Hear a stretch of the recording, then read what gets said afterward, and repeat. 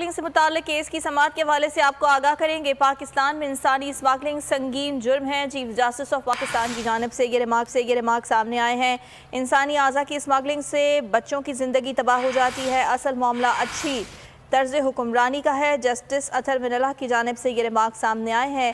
Smuggling से मुताल्लिक दरखास्तें अलग से 2 हफ्तों बाद मुकर्रर करने का हुक्म दिया गया है। सूबाई हुकूमतों से स्मगलिंग के सदेबाब के लिए इक़दामात पर जवाबात तलब किए गए हैं। अदालत ने बच्चों के हुकूक से मुताल्लिक कमीशन को भी नोटिस जारी कर दिया।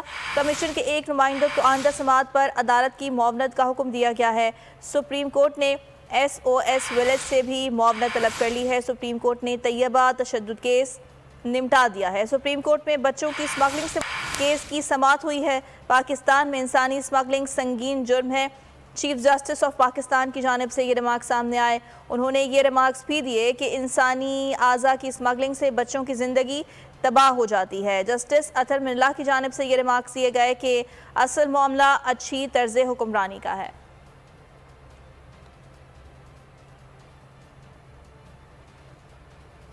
अभी आपको खबर देंगे, चेयरमैन PTI का